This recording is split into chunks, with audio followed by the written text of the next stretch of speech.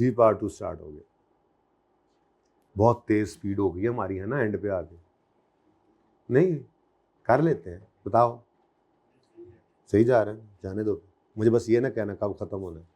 इंशाल्लाह मैं एक दिन भी ज़ाया नहीं करूँगा। आप, मेरी पूरी कोशिश आपको मगरों लाऊं, ये चांद चढ़ाऊं। ये किसी ने एग्जाम्पल्स की तस्वीर अगर नहीं ली थी तो आप ले ली।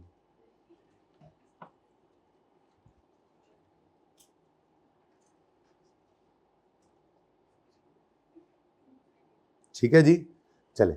अच्छा जी, अब कोई नवा कट्टा खोलिए। ये तो अब काबू में आ गई बात, ठीक है। ये बेसिक वेरिएंसेस तो निकल आते हैं। फोर्थ आपका होमवर्क है, लेकिन 5वें सवाल में उसने एक नवी मुसीबत हमारे गले डाल दी। एनालाइज करो अंडर ओवर ओवरहेड्स को इनटू एक्सपेंडिचर। ओ, ये तो हमें पता ही नहीं है कैसे निकलते हैं। तो प्रॉब्लम नंबर 1, इसमें ना बेसिकली 3 प्रॉब्लम्स हैं, और अगर नहीं 3 ही कर लें, ठीक है। एक ये फिक्स्ड ओवरहेड का कैपेसिटी एफिशिएंसी में बांटना, एक ये स्पेशल केस है, आज ये करेंगे। फिर मंडे को इंशाल्लाह हम मटेरियल के अंदर इन्वेंट्री अगर मेंटेन हो रही हो तो एक मसला आता है, उसकी बात करेंगे। तीसरा मसला, लेबर के अंदर आइडल टाइम को प्लान कर लिया जाता है कभी कभी, तो एक वो मसला है। चौथा में जो कह रहा था एक छोटा सा मसला फिनिश गुड इन्वेंट्री का भी आ सकता है, वो देखेंगे। तो इसके बाद फिर जाकर आप तैयार होंगे इस टॉपिक में। बाकी फिर वो है बैकवर्ड अप्रोच, एक सवाल उसका कराऊंगा, तरतीब समझानी होती है। ईपीयू के साथ मिक्सचर एक सवाल कराऊंगा, सवाल बाकी एक एक दो दो और भी होंगे उसके कभी कभार जो आने वाले। फिर मिक्स और यील्ड है, उसके अंदर फिर शायद 2 सवाल और करवाऊँ, लेकिन वो भी दूर की बात है। ये चीज़ें पूरी होंगी तो ही आगे जाएंगे ना, जो मैंने आपको आइडेंटिफाई की हैं, ठीक है। तो नेक्स्ट वीक में हो सकता है कोई 1 या 2 आपकी एक्स्ट्रा क्लास में रख लूँ वीक डेज के अंदर ही, ठीक है। ओके, अच्छा जी, ताकि हम कहीं पर कोई टॉपिक में स्पीड ना मारें कहीं पे। ये भी मतलब एक्सपेक्टेड टॉपिक्स हैं, मैं अपने लिए भी ऐसे टॉपिक्स एंड पे रखता हूँ ताकि मेरे पे भी एक चेक रहे, कहीं पे स्पीड मारूँ तो फिर पकड़ में तो आऊँ ना कम से कम, ठीक है। अच्छा जी, तो अब मसला पहले डिस्कस कर लें, फिर उसके हल की तरफ जाएंगे। यहाँ पर जनाब हमने वेरिएंस एनालिसिस किया था, इसमें हमने बेसिक वेरिएंसेस ले लिए थे। अब इन्हीं बेसिक वेरिएंसेस के अंदर थोड़ा मसला पैदा होना शुरू हो गया है, तो ज़रा उसको देख लेते हैं। प्रॉब्लम्स, यहाँ पे मैं लिखूंगा प्रॉब्लम्स।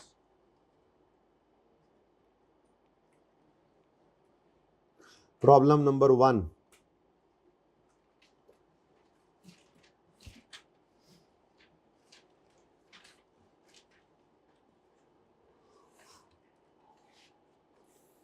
प्रॉब्लम नंबर 1 है फिक्स्ड ओवरहेड के वेरिएंसेस।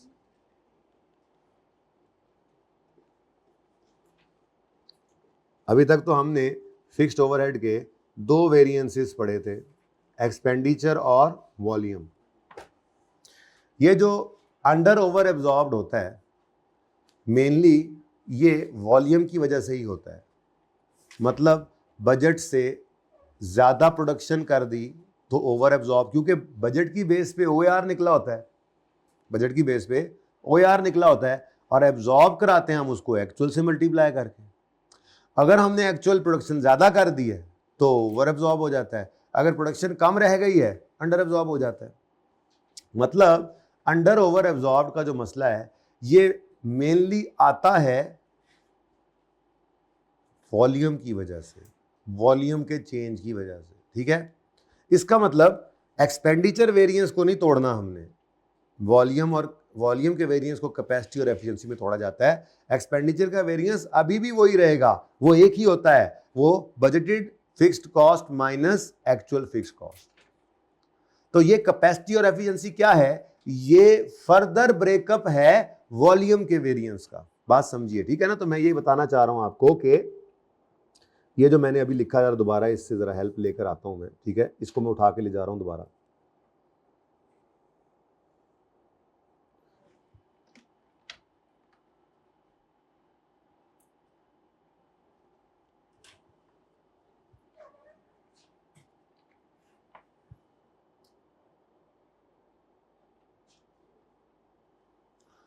देखो भाई, पुरानी पैकिंग या तू तो साइड हो जा भैया, पुरानी पैकिंग से नई पैकिंग पे आना आपको मुबारक हो, ठीक है जी। अब नई पैकिंग में ये अंडर ओवर एब्जॉर्ब्ड जो आ रहे हैं, मैं ये बताना चाह रहा हूँ आपको कि ये जो अंडर या ओवर एब्जॉर्ब्ड का आना है, ये अंडर ओवर एब्जॉर्ब्ड का जो आना है, ये वॉल्यूम की वजह से होता है। किसकी वजह से जी? वॉल्यूम की वजह से। अब ये क्यों हो जाता है, कभी अंडर कभी ओवर? ओवर एब्जॉर्ब, वैसे बताओ ओवर एब्जॉर्ब कब होगा? अच्छा, दोनों वजूहात होती हैं। मतलब आप कहोगे सर ये दूसरी बात आप कर ही नहीं रहे। भाई देखो, महंगाई भी हो सकती है, महंगाई की वजह से भी आपकी एब्जॉर्प्शन, मतलब आपने जो सोचा था इतने रुपए के फिक्स एफओएच आएंगे, उन्हीं को ही फिर आपने यूज करके ओआर निकाला था ना। लेकिन उसमें ये मसला नहीं आना जो ये कैपेसिटी और एफिशिएंसी वाला। महंगाई है तो महंगाई है, बस और कुछ नहीं है, फिर महंगाई है तो महंगाई है, ठीक है। अभी मैं यही कह रहा हूँ कि फिक्स्ड ओवरहेड का वेरिएंस जो है वो आपका आ सकता है या फिक्स्ड ओवरहेड के एक्सपेंडिचर के चेंज होने की वजह से।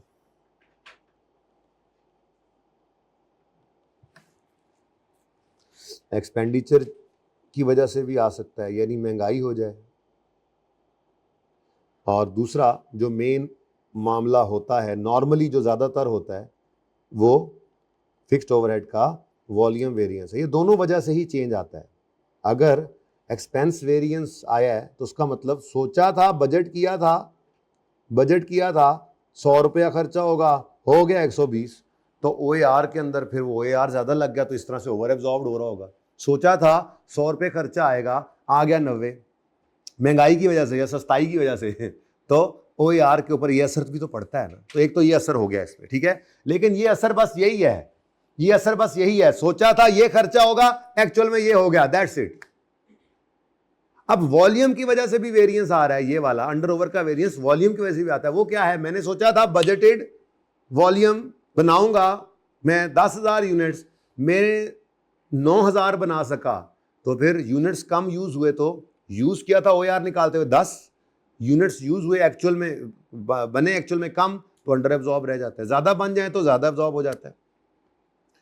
तो अब इसमें क्या ये ब्रेकअप है? इसमें ना असल में ये ब्रेकअप इसलिए किया जा रहा है कि अकाउंटेंट्स ने कहा कि यार एक मामला ये है कि देखो, हम ये देखना चाहते हैं कि ये जो आपका वॉल्यूम का वेरिएंस आया, यानी जो सोच से आपके कम यूनिट्स बने हैं, ये वॉल्यूम का वेरिएंस किसकी सुस्ती की वजह से आया है? क्या ये मैनेजमेंट की अपनी सुस्ती थी कि उन्होंने अच्छे से अपने स्टाफ को मैनेज ही नहीं किया, या ये सुस्ती लेबर की है? अब बेसिकली ये वॉल्यूम के वेरिएंस को तोड़ा जा रहा है। तो इसका मतलब ये नहीं है कि ये बढ़ जाएगा। वॉल्यूम का वेरिएंस अगर आया है, लेट्स से 15,000 यूनिट्स हमने कम बनाए, अंडर एब्जॉर्ब हो गया। अब इस 15,000 में कितनी सुस्ती लेबर की है, कितनी मैनेजमेंट की है, ये फर्दर ब्रेकअप है यहाँ पे, और कुछ भी नहीं है, ठीक है। तो बड़ा आसान है, मुश्किल कोई नहीं है, लेकिन इसीलिए कोई स्पीड नहीं मारता। मैंने आपको पहले भी अर्ज किया है कि आराम आराम से हम चल रहे हैं, आराम आराम से ही चलेंगे इंशाल्लाह, ठीक है, कि ये हजम करते जाएं एक एक करके चीज़ों को, ठीक है, तो हाजमा दुरुस्त रहता है। तो ये एक नई चीज़, एक प्रॉब्लम आई है, इसी तरह एक आधी प्रॉब्लम रोज़ाना की बुनियादों पर आती जाएगी और फिर अगले दिन उसको अप्लाई करते जाएंगे, ठीक है। तो ये जनाब 2 अदद वेरिएंसेस मैं नए निकालने लगा हूँ, आज आप लोगों की खिदमत में पेश कर रहा हूँ, ठीक है। एक है फिक्स्ड ओवरहेड का एफिशिएंसी, नाम तो आपने पहले ही सुन रखा है, फिक्स्ड ओवरहेड का एफिशिएंसी, और दूसरा फिक्स्ड ओवरहेड का कैपेसिटी, एफिशिएंसी और कैपेसिटी। भाई वॉल्यूम में वेरिएंस आया, हमारी सोच से चेंज हुआ वॉल्यूम, क्यों जी? और जी कैपेसिटी तो थी, लोग भी काम करने को तैयार थे, मैनेजमेंट ही सुस्त थी, कैपेसिटी को सही से मैनेज नहीं किया, बंदे वेले बैठे रहे। दूसरा, मैनेजमेंट तो ठीक काम कर रही थी, लेबर ने ही 2 नंबरी लगाई है, इधर उधर होके आगे पीछे होके काम कम किया है। तो बेसिकली कम प्रोडक्शन होना वॉल्यूम का वेरिएंस, या ज़्यादा होना पॉजिटिव वेरिएंस होगा। वो पॉजिटिविटी भी देखते हैं, किसकी वजह से ज़्यादा पॉजिटिविटी आई, ठीक है। तो वॉल्यूम का वेरिएंस, वॉल्यूम में चेंज किस वजह से आया? क्या लेबर ने 2 नंबरी लगाई है, सुस्ती से काम किया है, या मैनेजमेंट सही से कैपेसिटी यूटिलाइज नहीं कर सकी, लोगों को मैनेज नहीं कर सकी, काम के बंदों को जगह पे लगा नहीं सकी काम पे, या फिर ये जो है वो मतलब फायदा भी हुआ, तो फायदा भी किस हिसाब से हुआ है कि किसने ज्यादा काम करके ये वेरिएंस को पॉजिटिव किया है। तो दो हिस्सों में तोड़ दिया हमने इसको। एक बन गया फिक्स्ड ओवरहेड, फिक्स्ड एफओएच का एफिशिएंसी वेरिएंस, फिक्स्ड एफओएच का एफिशिएंसी वेरिएंस, ये होता है ड्यू टू लेबर। ये किसकी वजह से होगा जी? Due to labour.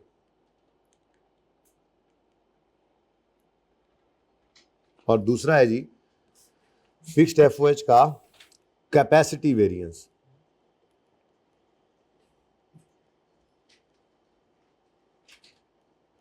ये कैपेसिटी वेरिएंस होता है ड्यू टू मैनेजमेंट।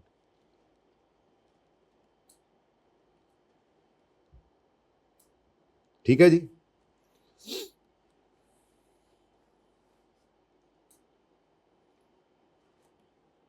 अच्छा जी, अब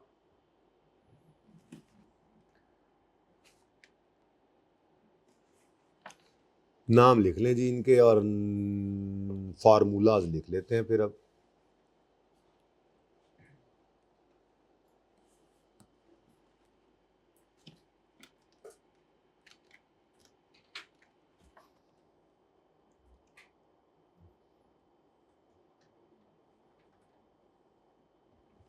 चले जी, अब फॉर्मूला क्या है?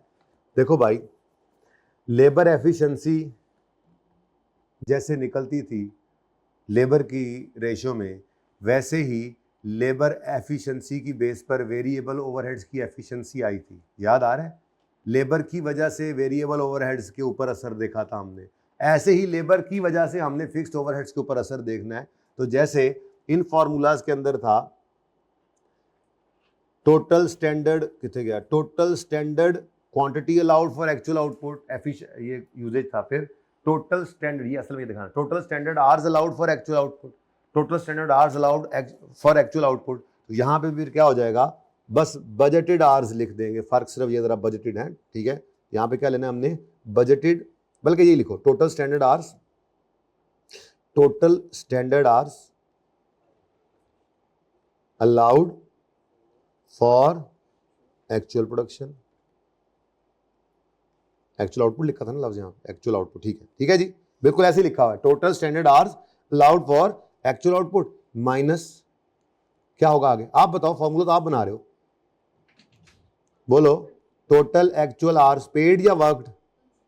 वर्कड, हमेशा वर्कड, ठीक है। ये ओवरहेड्स का वेरिएंस है, ठीक है। हमेशा ओवरहेड्स हमेशा सिर्फ प्रोडक्टिव आवर्स के हमने लेने होते हैं, ठीक है।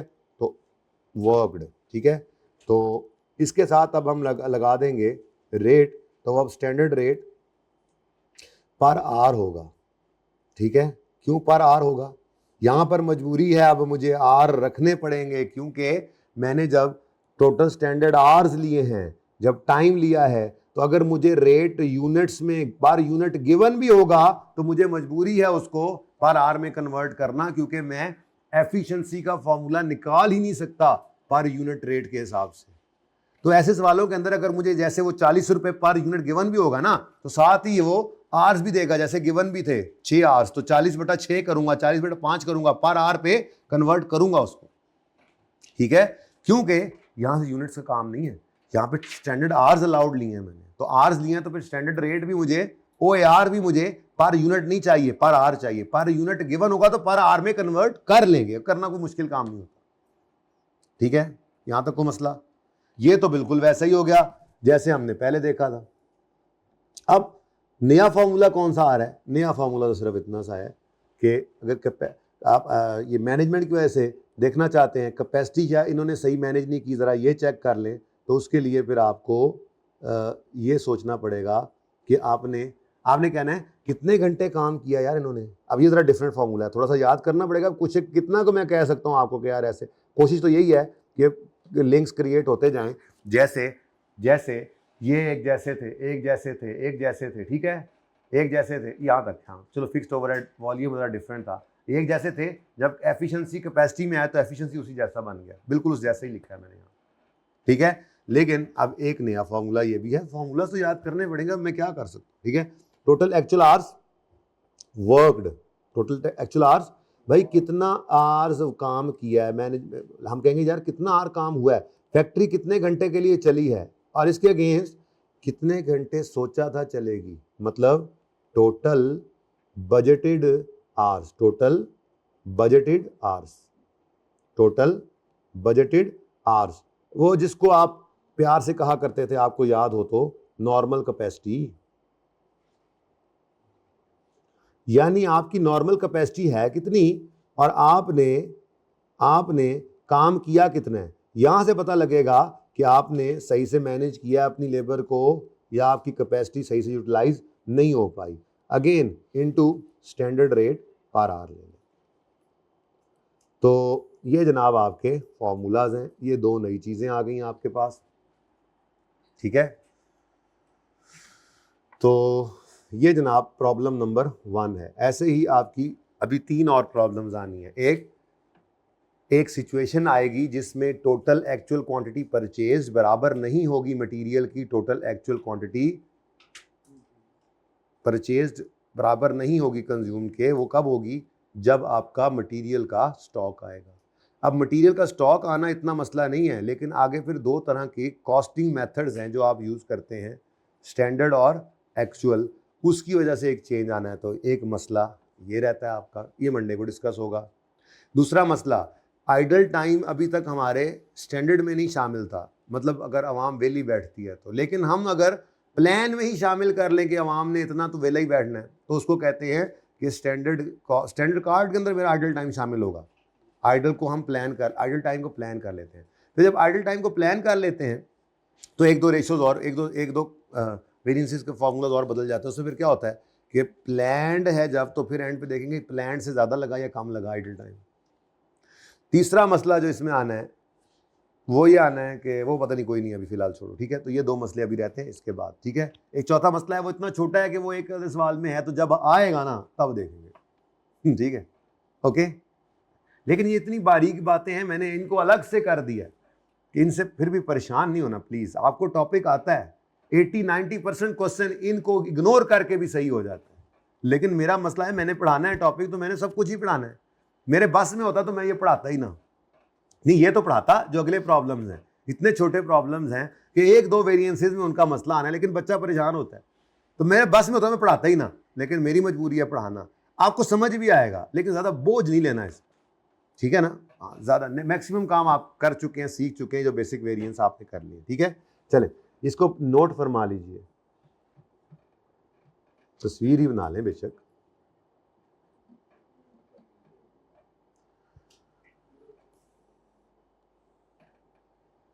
ये बहुत ही चुना चुना सा लिखा गया, चलो इसको कुछ कम से कम ऐसे तो कर लें।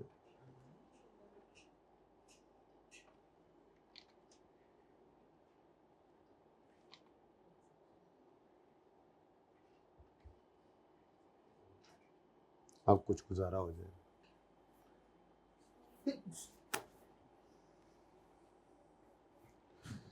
चलें जी, अब जरा आए क्वेश्चन नंबर 5 को देखते हैं, आप कर सकते हैं या नहीं, क्योंकि 4 तो आपने कर भी लिया है, ये कोई तरीका थोड़ा ही आप हैं जी।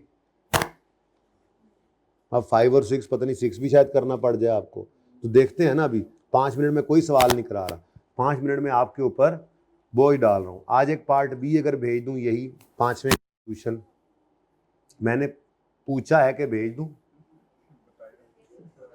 अच्छा मैंने पूछा है, सही कह रहा हूँ, पूछा है, भेज दूँ? हाथ खड़ा करें, भेज दें। अच्छा हाथ नीचे करें और वो हाथ खड़ा करें जो कह रहे हैं ना भेजें। आप लोग भेज ना, सुनिएगा, ठीक है। अच्छा ये डिपेंड करता है, मैं वो सोचता होता हूँ बैठ के ना, असल में बहुत ज़्यादा सोचता होता हूँ, मैं सोचता रहता हूँ। वो EPS शुरू हुआ है ना, वो सोच रहा हूँ ऐसे कर लूँ वैसे कर लूँ, रात को सोते हुए सोच रहा होता हूँ मैं। तो मैं सोचूंगा मुझे अगर बेहतर लगेगा अपलोड करना और अगली चीज़ के ऊपर जोर देना और कोई और सवाल करना, मैं वो करूँगा। नहीं बेहतर लगेगा तो नहीं करूँगा, ठीक है। लेकिन सवाल तो पढ़े, 5वां सवाल करना आपने ही है पहले। Following information has been extracted from records of Silver Industries Limited for the month of June। असल में ना बस इसमें मैं ये चाह रहा हूँ कि आपका अंडर ओवर ना एक बार आएगा, जो भी आएगा, ठीक है, एडवर्स भी हो सकता है, फेवरेबल भी हो सकता है। अब उसके अंदर आपको टोटल एफओएच का ये वेरिएंस होगा आपका टोटल एफओएच का, जिसमें फिर आपका वेरिएबल का भी होता है और फिक्स का भी होता है। वेरिएबल ओवरहेड्स की वजह से भी होता है और फिक्स्ड ओवरहेड्स की वजह से भी आप ये वेरिएंस आता है। टोटल वेरिएंस अगर बात करें तो फिक्स्ड ओवरहेड्स का भी वेरिएंस होता है। अब वेरिएबल के अंदर आपके फिर दो मसले आ गए। वेरिएबल में क्या क्या चेंजेस, क्या क्या मसले हो सकते हैं, क्या क्या चीज़ की वजह से वेरिएंस आ सकता है? प्राइस की वजह से यानी एक्सपेंडिचर, और दूसरा क्या है? एफिशिएंसी। और यही वेरिएंसेस होते हैं ना। लेकिन फिक्स्ड के अंदर अब आप यूं नहीं कह सकते कि दो ही आते हैं, अब आप मैक्सिमम 3 तरह के वेरिएंसेस ले सकते हैं, ठीक है। एक तो होगा एक्सपेंडिचर, ठीक है। दूसरा वॉल्यूम तोड़कर लिखना है, अगर कह दे तो जैसे सवाल में कहा हुआ है वो क्या होगा जी? एफिशिएंसी और कैपेसिटी।